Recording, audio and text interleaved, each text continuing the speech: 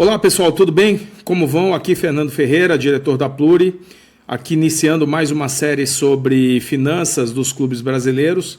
Vamos começar hoje com o Flamengo. Como vocês sabem, a Pluri analisa aí, são 54 clubes que nós avaliamos os balanços já de uma longa data, né? E soltamos os relatórios de uns 30 mais ou menos. Você pode encontrar eles ou nas nossas redes sociais, no X, no LinkedIn, ou no canal da Pluri no WhatsApp. E também no próprio site tem todos os relatórios lá. Você pode baixar e dar uma olhada com calma. Então, nessa série, nós vamos começar a falar aqui sobre o Flamengo, né? Deixa eu entrar aqui no relatório. De novo, reforçando para pedir a você que se inscreva no nosso canal. Então, vamos lá. Esse aqui é o relatório, tá, pessoal? Edição 2025.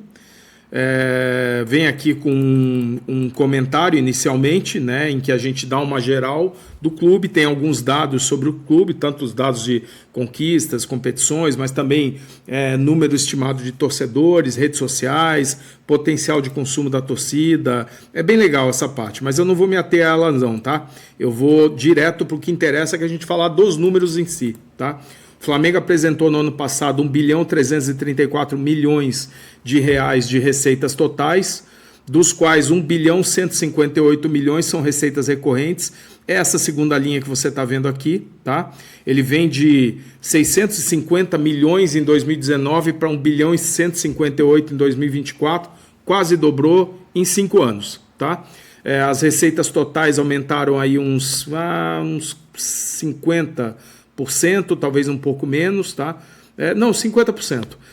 E as receitas recorrentes dobraram. Por quê? Porque a parte de venda de jogador no ano passado foi muito baixa. Foram 107 milhões de reais de receita com venda de atletas só no Flamengo contra 303 milhões no ano anterior. Isso é um número muito baixo, né? No ano passado o Flamengo teve um crescimento de uma redução pequena na receita total, mas teve um crescimento de uns 15% na receita recorrente, né? As despesas totais subiram consideravelmente, né? Puxados pela despesa com futebol. A despesa com futebol passa de 853 milhões em 23 para 988 milhões em 2024. Né, foi um aumento de uns quase 20%. O EBITDA caiu pela metade, cai de 508 milhões para 271 milhões. O Flamengo estava com uma margem EBITDA de quase 40% em 23. Essa margem caiu para 27 milhões em 2024. Né, caiu bastante, para 21 milhões, aliás. Resultado financeiro negativo, 46 milhões de reais, revertendo o ano anterior, que o clube tinha tido receita financeira líquida. Agora ele teve despesa financeira, 46 milhões, um número alto, não é comum para o Flamengo, né? É fruto de um pequeno aumento do endividamento que foi observado aí nesse período, né? Resultado do exercício foi 2,6 milhões de reais de déficit, né? Conta 320 milhões de superávit no ano anterior, né? E uma dívida líquida que passou de 167 milhões para 597 milhões. Crescimento bem considerável. Mas e a dívida operacional e tudo mais?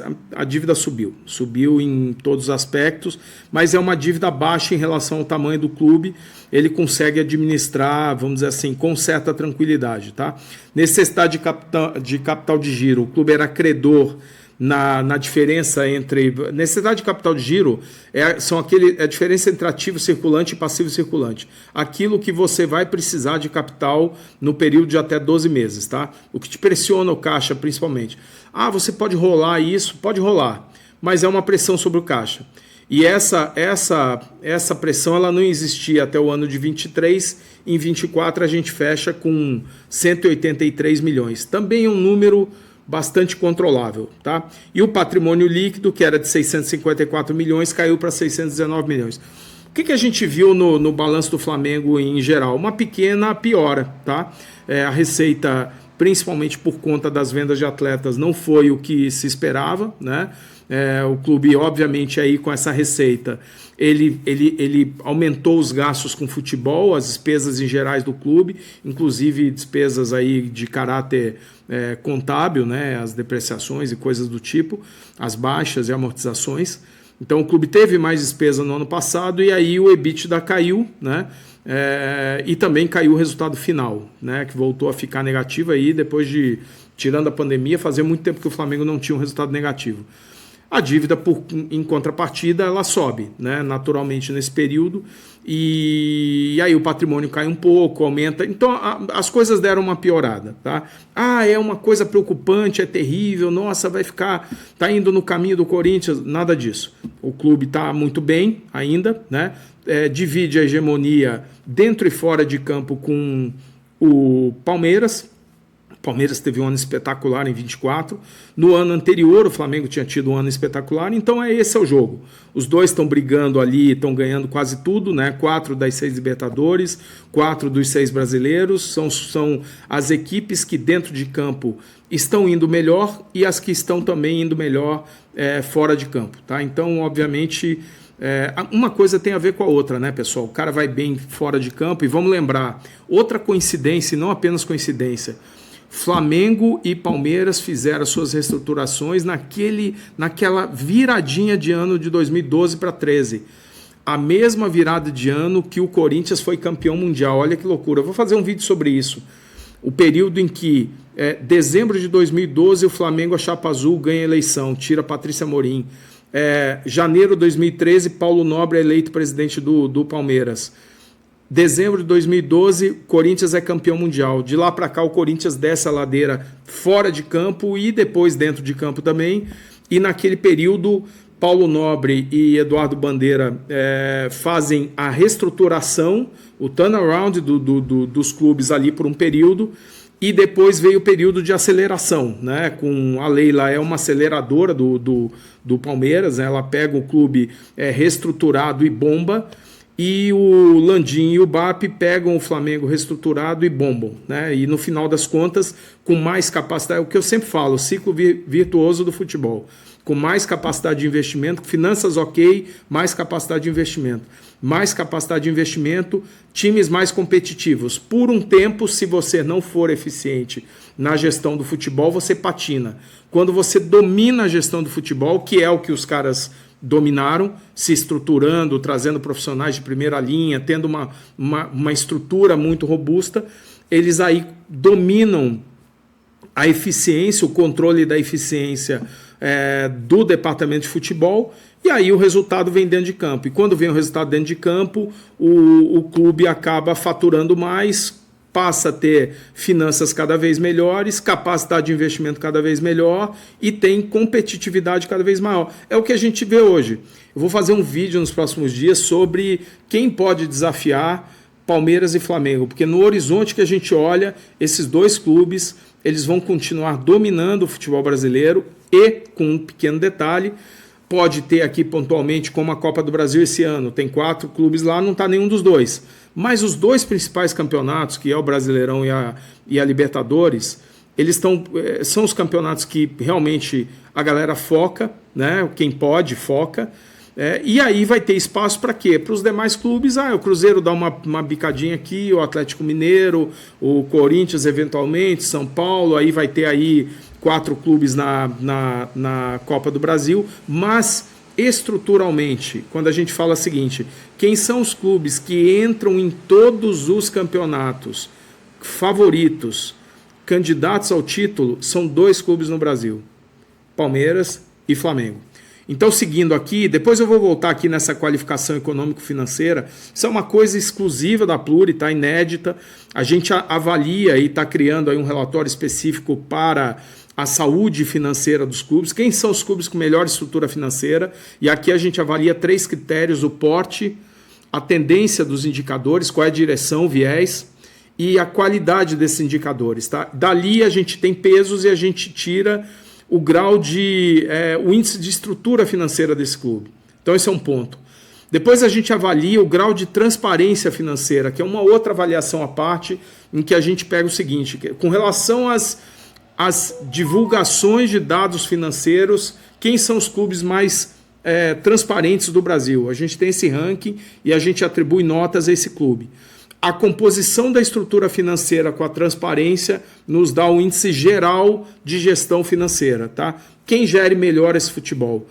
E, por último, a gente faz uma análise da qualidade do crédito. Tá? Eu vou voltar isso aqui do final, mas antes eu vou passar aqui nos dados para vocês verem. Receitas, você tem aqui o gráfico, né, de evolução da receita do Flamengo. Vou ampliar aqui um pouquinho para ficar melhor para vocês verem. Tá?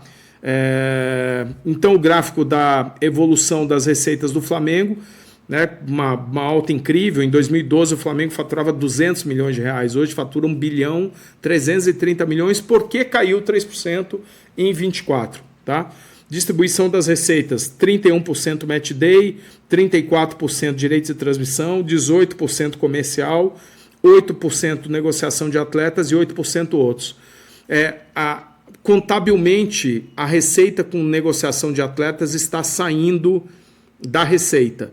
Mas eu continuo aqui na Pluri, nós convencionamos manter isto dentro do volume de receita total, porque, no nosso entender, o futebol brasileiro propicia aos clubes a possibilidade de geração de receitas substanciais com a venda de atletas. Então a gente continua tratando venda de atletas como receita não recorrente, mas tratamos como receita, tá? Vamos ver aqui o que mais nós temos aqui nessas avaliações. As receitas acumuladas nos últimos 5 anos por categoria, o Flamengo faturou 2 bilhões de reais com direitos de transmissão, 1.300 no comercial, 1 bilhão com negociações de atleta e 860 milhões com match day. Match day tem sido a receita que mais tem subido no passado aqui nos 2 últimos anos, tá? Ticket médio crescente, média de público crescente, né? E aí, obviamente, você vai ter uma arrecadação maior, tá? No ano passado, você teve 196 milhões a menos de receita. Você teve 50 milhões a menos de receita do Flamengo vindo do total, né? 50 milhões a menos. Desse total, a receita com a venda de atletas caiu 196 milhões. Tá? Ela foi compensada por um aumento de 97 milhões nas receitas comerciais, 46 milhões em outras receitas, 31 milhões em broadcasting. A compensação disso tudo, 50 milhões de reais a menos de receita. Vamos lá. Participação dos torcedores na receita total, 294 milhões, um pouco a menos que os 311 do ano passado. 22% da receita total do Flamengo vem direto do bolso dos torcedores, tá? Aqui a gente está falando de match day, ingresso, sócio-torcedor, pay-per-view, loteria, licenciamento. Aqui nós estamos falando de 22% no Flamengo.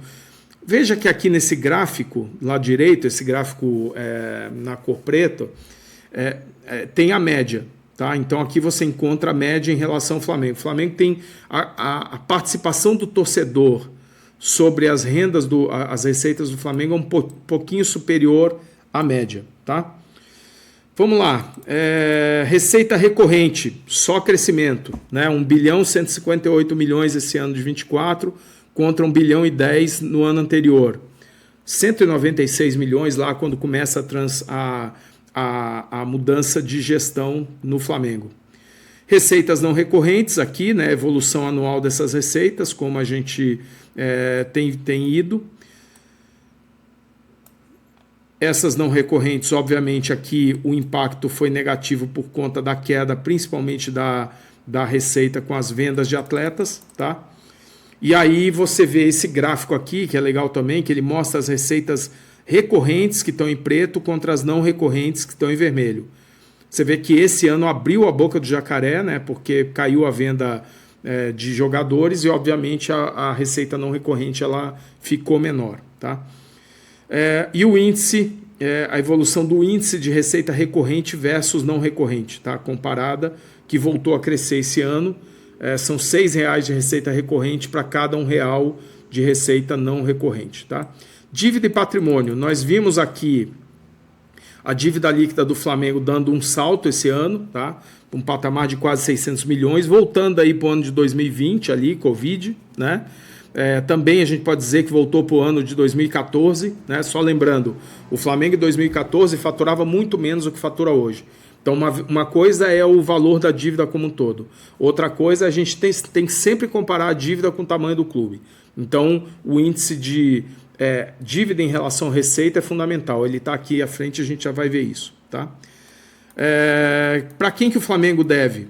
7% fornecedores, 16% empréstimos, 15% relacionado a negociações de atletas, deve para clube, deve para empresário, deve para despesas para o próprio atleta, despesas relacionadas às vendas dos atletas em si. 18% são dívidas tributárias, 11% são dívidas trabalhistas e 33% são outras dívidas. Tem nada concentrado aqui, né? Tá bem distribuído aqui esse perfil, né? E aqui o gráfico que eu falei para você.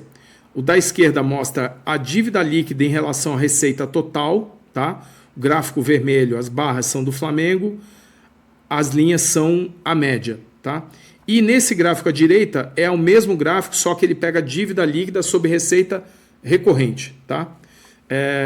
Então o que acontece? O Flamengo hoje tem uma dívida equivalente a 0,4 vezes a receita total. Está num patamar super controlável. O Flamengo fez uma transformação que começa em 2013, tá? E ela mais ou menos chega a um ponto bom em 2017. Tá? Em 2016 para 2017 o Flamengo já estava com uma saúde financeira ótima. Então ele teve 4 anos de reestruturação e a partir dali, inclusive em 16, se eu não me engano, vocês podem me corrigir se eu estiver errado, mas em 16 o Flamengo quase caiu, porque era o período em que ele não estava ainda investindo adequadamente no futebol.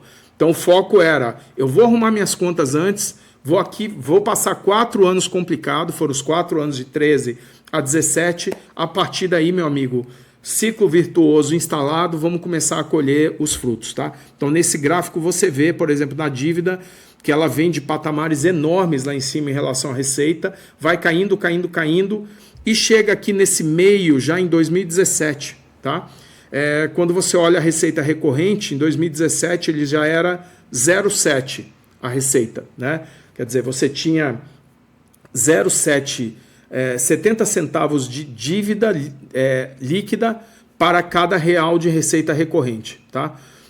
Enquanto a média do mercado, você vê, está muito acima, está bem acima do índice do Flamengo, está lá na média de 1,8, né, alguma coisa assim. Hoje, a dívida líquida, ela para a média do futebol brasileiro, ela equivale a 1,4 vezes a receita total, tá?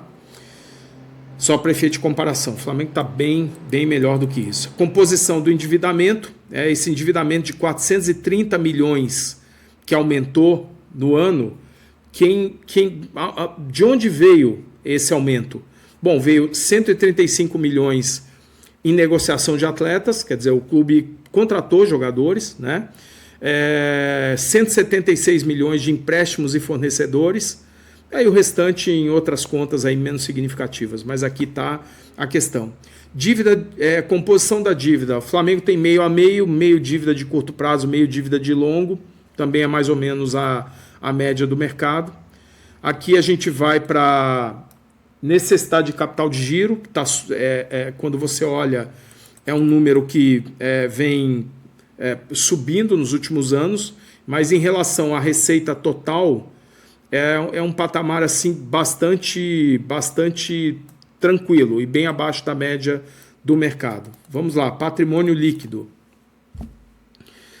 Em 2012, olha aqui esse gráfico aqui da esquerda de barra. Em 2012, o Flamengo tinha 424 milhões de passivo a descoberto.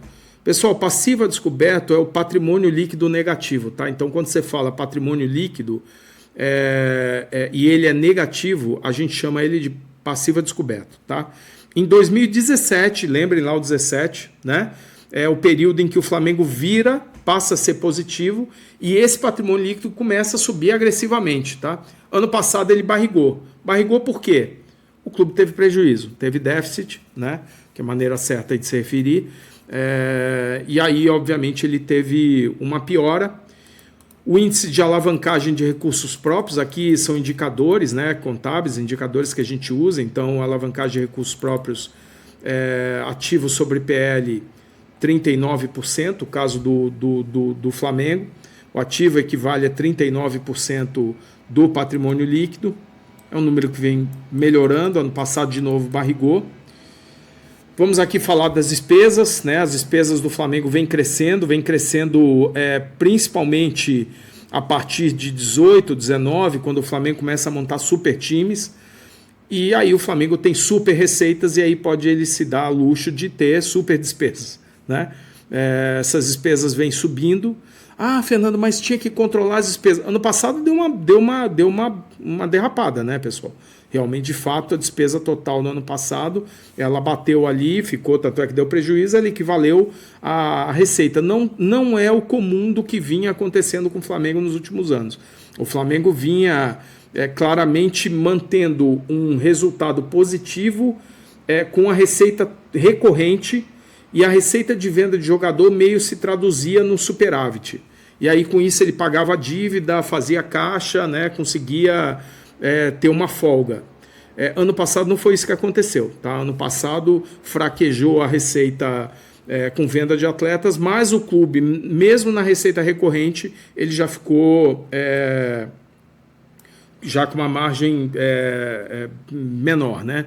Já ficou ruim ali na receita recorrente, tá?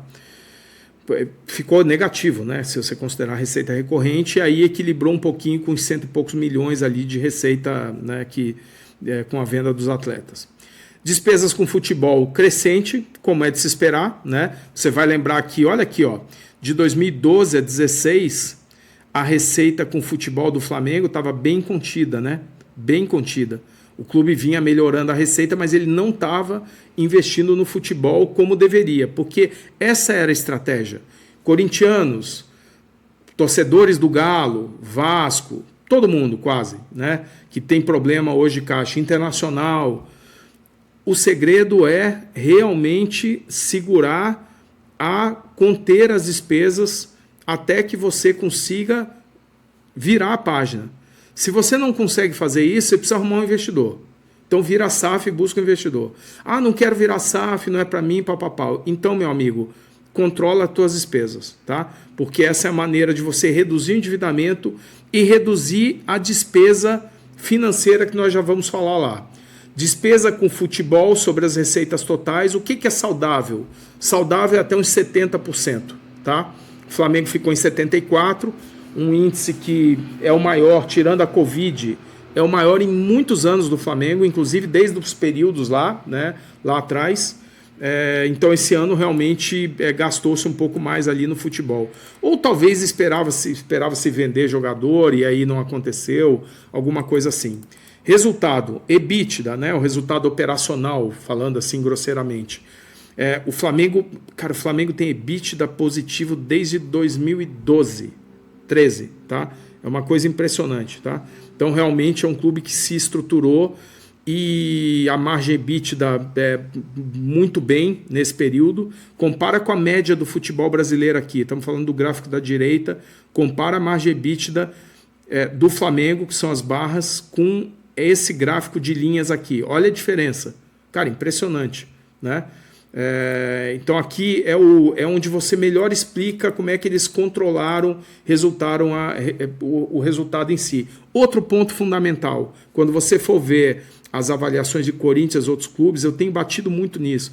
O problema central das finanças dos clubes brasileiros é o endividamento, óbvio que é o endividamento, porque a despesa financeira líquida, juros, correções monetárias, multas, blá, blá, blá, correção cambial, todo o custo do dinheiro emprestado, alguém emprestou dinheiro para você, você vai ter que pagar por estar usando esse dinheiro de um terceiro, né? E aqui no Brasil todo mundo sabe que emprestar custa muito caro, você vai pagar juros estratosféricos, imagina clube de futebol. Então veja aqui que impressionante, o Flamengo nos últimos, sei lá quantos anos tem aqui, deve ter 11, 12, só em 2 vezes o Flamengo teve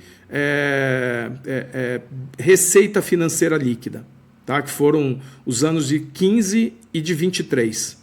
Tá? É lógico que o Flamengo não vai ter receita financeira líquida, gente, porque o Flamengo tem dívida, tem uma dívida baixa, mas tem uma dívida, tem que pagar juros, né? Eventualmente você tem uma variação cambial positiva de uma contratação de atleta, de alguma coisa assim, que faz você ficar positivo.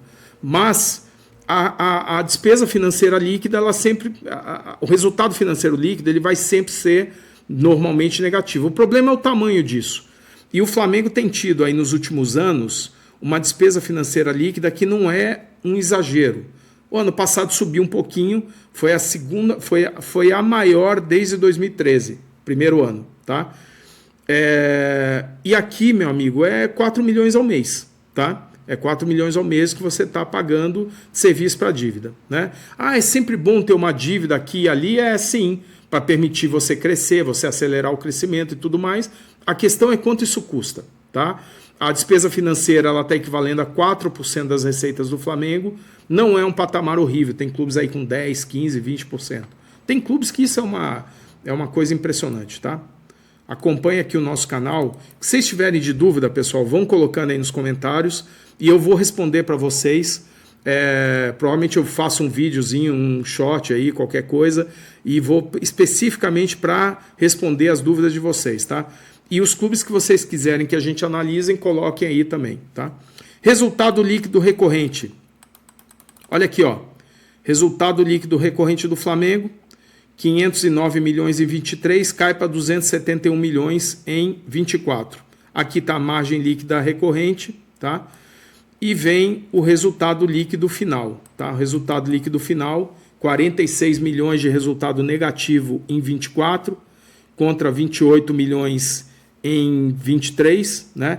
Margem líquida, 4% de margem líquida no ano, né? Negativo, né? De prejuízo.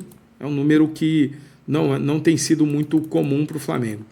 Indicadores, a gente tem custo aparente da dívida, composição de variação do resultado, da onde veio o resultado, por que o Flamengo teve um resultado 322 milhões de reais menor. Ele teve basicamente porque ele aumentou as despesas em 282 milhões, porque ele aumentou o resultado financeiro, ele piorou o resultado financeiro em 74 milhões, porque as receitas não recorrentes pioraram em 100 e poucos milhões, e a receita recorrente melhorou 148 milhões. Então aqui você tem a composição disso, tá? Vamos lá, continuando. Índice de liquidez corrente, eu não vou me ater aqui, tá, gente? Porque são indicadores técnicos. Eu deixo lá, vocês têm aí o meu contato, ou podem ir nas redes sociais e me fazer perguntas sobre isso, mas para a gente até poder encurtar o vídeo. Aqui tem os comparativos de indicadores, né? Receitas totais, receitas recorrentes, tudo aquilo que a gente já falou, e principalmente colocando o seguinte: qual é a posição do Flamengo? Essa tabela é muito legal. Ela mostra o seguinte: qual é o Flamengo? Então o Flamengo aqui é o seguinte: receitas totais, 1 bilhão 334 milhões. No ranking ele é que colocação? Primeiro. E aqui mostra qual é o maior ou o melhor. O Flamengo é o maior ou melhor, tá? E qual é a média? Clubes da Série A e clubes da Série B. 538 milhões é a média de clubes de faturamento da Série A, 67 milhões é de clubes da Série B. E aí você vai comparar o seu clube com quem é o melhor, o benchmark, como você está em relação à divisão que o seu clube está, tá? E aqui a gente pega tudo: receita, vinda do torcedor, broadcast, match day, despesa, margem, resultado, todos os tipos de margem que você imaginar, dívida, endividamento, dívida por categoria, né? Vamos pegar aqui, por exemplo, dívida. 597 milhões de reais o Flamengo tem. Ele é qual no ranking? Ele é o 13º clube com a maior dívida, tá? Qual é o maior? Atlético Mineiro, 1 bilhão 923 milhões. Ele está abaixo da média de dívida dos clubes da Série A. Agora, olha que legal. Quando você pega a dívida líquida do Flamengo, não número absoluto, lembra que eu falei para vocês, compara com a receita. E você compara com a receita total, a do Flamengo é 0,4. E aqui ele não é mais o 13º, ele é o 13º em dívida total, mas quando você compara a dívida em relação ao Flamengo, ele vai lá para baixo do ranking, vai para o 37. Aí melhora enormemente, né? E aqui você tem os indicadores de cada clube, de quem são os melhores, quem são os piores, e por aí vai, tá? Indicadores é muito legal. Baixem lá esse vídeo, vocês podem ver. Outra coisa bastante interessante, para você para aqueles que gostam menos de número e mais do visual, a gente compara o resultado 2024 com 2023. Receita total, receita recorrente, aí a gente põe o número e põe qual é a variação. Então, por exemplo, variação ruim, carinha vermelha, triste, variação boa, carinha verde, né? Feliz. Estável, amarelinho. Então é o seguinte, 1 bilhão 334 milhões de receita total, 3% de queda. Broadcast, 454 milhões de receita, 7% de crescimento. E aqui você tem despesas, você tem resultado, né? Olha a amarelinha aqui. Dívida com instituição financeira, estável, 0. O Flamengo não deve nada para banco, tá? E por aí vai, patrimônio líquido, caiu um pouquinho. E aí quando você dá uma olhada, deixa eu diminuir aqui, olha, quando você olha o mapa inteiro, você consegue ver qual é a cara do clube. Tá mais vermelhinho, tá mais verde? Tá meio vermelhinho isso aqui do Flamengo, hein? No passado tá tudo verde isso aqui, mas deu uma... Agora olha aqui, esse outro aqui, colocação no ranking por indicador, né? Aqui, então a gente pega aquele ranking que o clube tá e plota, tá? Para ver o seguinte, você olha a receita ali, gente, receita o Flamengo é tudo primeiro. Também é o primeiro em despesas, né? Porque é grande, né? Vai gastar mais. Né? Mas quando você olha, por exemplo, despesas com futebol em relação à receita total, lembra, tem que sempre comparar com a receita total para você completar a análise. Não pode olhar uma coisa só. Aí o Flamengo já cai para 33º lugar. Olha como ele já... Óbvio, despesa, dívida, você quer estar mais para a esquerda nesse gráfico, né? Porque aqui tem as posições, né? Do primeiro, segundo, terceiro ao quinto, até do 46º ao 50º clube, né? Você quer estar bem quanto mais vermelho você tiver para o lado direito, melhor está a tua saúde financeira, tá? O Flamengo tem bastante coisa em vermelho. Aí agora eu quero voltar aqui para finalizar, gente, no seguinte, nesses indicadores gerais aqui, tá? Porte financeiro do clube. O Flamengo é o maior clube do Brasil em tamanho, né?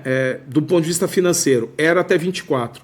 Tudo está indicando que o Palmeiras em 25 será o maior. Então o porte do Flamengo, 10. Tendência dos indicadores financeiros. Não foi boa esse ano. Vários indicadores pioraram. Então esse é um índice que o Flamengo teve uma nota 4,5, tá? Então a gente calcula aqui os DCIs e o Flamengo ficou enjoadinho aqui nessa nota. A qualidade dos indicadores continua bom, caminhando para ótimo, tá? Ano passado estava um pouquinho melhor, tá? Piorou um pouquinho. E o índice de estrutura financeira, que pondera o tamanho do clube, a tendência dos indicadores e a qualidade, ele ficou também num bom caminhando para o ótimo, tá? Mas obviamente o Flamengo tem uma saúde financeira muito boa.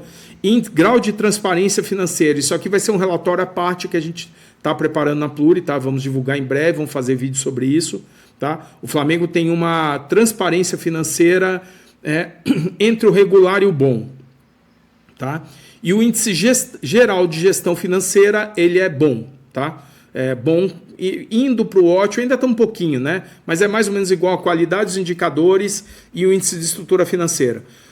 Comparar isso com os outros clubes, cara, o Flamengo tá muito bem, né? Um clube grande, estruturado. Eu falava lá atrás para clientes meus, tá? Isso eu estou falando de 10 anos atrás. Quando o Flamengo estava já em reestruturação, inclusive a gente participou com alguns serviços que a gente prestou naquela época, lá 10 anos atrás, na reestruturação do projeto, né? E eu dizia para outros clientes, olha, quando esse cara, que é o maior, ou um dos maiores, se tornar um dos melhores, o negócio vai ficar ruim, gente. E 1 mais 1 é igual a 2, pessoal. Não adianta, o rio corre para o mar. É isso que a gente está vendo hoje. É um clube que... mas esse ano ele está fora da Copa do Brasil. Sempre a gente analisa do ponto de vista o seguinte, não é um clube ganhar tudo, porque nenhum clube ganha tudo em lugar nenhum do mundo, né?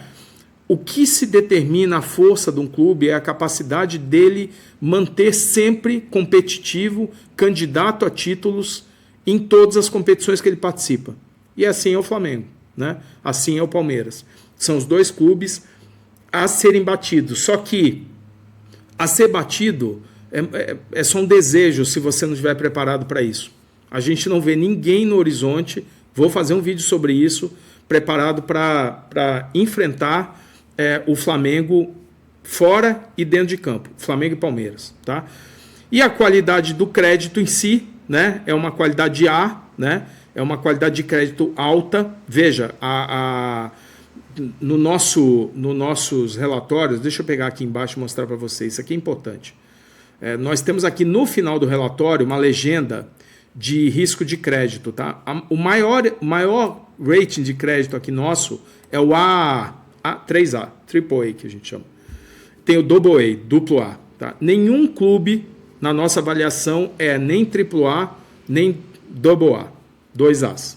Não é nem AAA, nem AA. Nenhum clube é. Os clubes começam a partir do A no futebol brasileiro. Pela qualidade do crédito, pelo risco, porque ainda tem um nível de... A gente está sempre comparando a indústria com ela mesma. Se eu pegasse e comparasse o melhor clube de futebol com a melhor empresa listada em bolsa, ia ser uma surra, né? Então, os clubes, eles evoluíram muito, eles estão muito melhores, estão cada vez melhores. A tendência é melhorar mais, mas eu digo os clubes bem geridos, né? Esse ano foi um show de horrores, tem clubes muito ruins, muito mal financeiramente.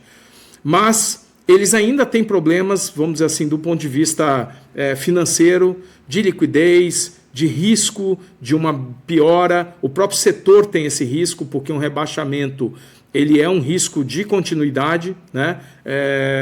Então o Flamengo é um clube com essa classificação, a qualidade de crédito alta, expectativas de baixo risco de inadimplência, com capacidade de pagamento de compromissos financeiros considerada forte, tá? Essa capacidade pode, no entanto, ser mais vulnerável a condições comerciais ou econômicas adversas do que no caso de classificações mais altas. Portanto, existe um risco de crédito que não é desprezível, mas também não é uma coisa... É a melhor classificação, o Flamengo tem a melhor classificação de risco que um clube brasileiro pode ter nas condições atuais. O que a gente pode esperar desse ano que nós estamos? Mais crescimento de receita recorrente, mais crescimento de receita total.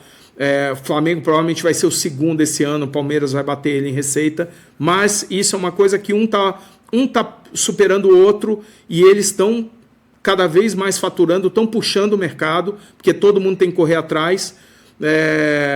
Acho que pelo estilo da gestão do BAP a gente deva ter uma preocupação maior com melhoria de EBITDA, melhoria de resultado final. Acho que no último ano ali do Landim teve uma corrida atrás de aumentar o investimento no futebol e isso balançou um pouco, né? Talvez segurar a venda de atleta para conseguir ser mais competitivo dentro de campo. Mas esse ano eu acho que volta, eu estou esperando um resultado melhor, tá? A gente tem visto aí os parciais, um resultado melhor. E os dois, Flamengo e Palmeiras, seguindo na mesma toada. Então, pessoal, era isso que eu tinha a dizer para vocês. Obrigado, tá, pela atenção. O próximo clube que a gente vai avaliar é o Palmeiras. Eu peço de novo, se inscreve aí no canal. E eu conto com vocês aí para as próximas análises aqui da Pluri, tá bom? Valeu, um abraço aí, até logo.